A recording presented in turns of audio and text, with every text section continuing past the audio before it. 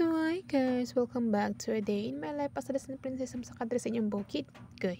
So ito na nga ang ganap ng Disney Princess nyo noong November 8 dahil nga birthday ng partner ko. Okay. Ay bumili agad ng mga lutuin ng Disney Princess nyo dun sa palengke. Okay. So ayan, nakarating na nga pala ako sa bahay and then nilabas ko na ang mga pinang-grocery ko. Okay.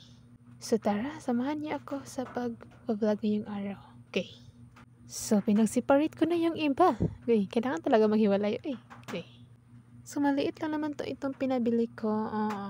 Dahil ako talaga mismo ang bumili niyan dahil kailangan ko talaga magtipid. Okay.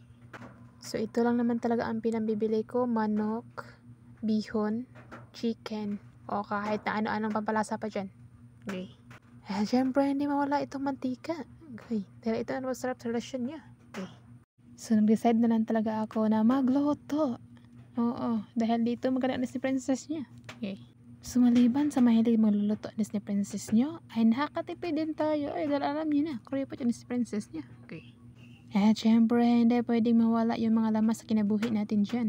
Okay. Dahil yan ang dahilan kung bakit tayo magsakses sa buhay. Diba? Kapag maraming lamas ay mabango yung mga niluto mo. Okay. Siyempre, hindi rin mawala itong lutia repolyo dahil nilat ang baboy ni si Princess niya. Ayaw lang nga ng mga ikalanataan ko. Okay. Isiningit ko naman itong cake dahil hindi matutuloy ang birthday kapag walang cake. Okay. And ito na lahat ang bibili ng Disney Princess niya. Okay. So medyo nahirapan nga ako dito guys, no? Pero kailangan talaga natin mahirapan para mag-success tayo sa buhay. Okay.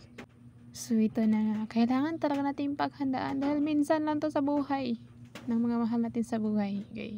So kailangan lang talaga natin silang paghandaan. So syempre itong mga kahoy natin dyan, nakahanda na rin yan. And pabida-bida na itong alaga ko. Okay.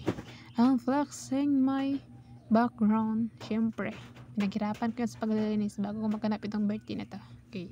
Ay, syempre, paghandaan din yan ng princess niya dahil magpasabog siya. Okay. Ay, kailangan talaga natin mang kunting pasabog dahil minsan lang sa buhay natin, baka pag 60 natin, wala tayong maalala na maging bata pa tayo. Okay. And fast forward, hinugasan ko na din lahat ng mga pinambibili kong karne dahil lutuin ko na siya, isalang ko na siya sa imperno. Okay. So, hindi mo nagkamali na si princess niya na mag-design siya na. Okay. Na mag-design siya na magluto.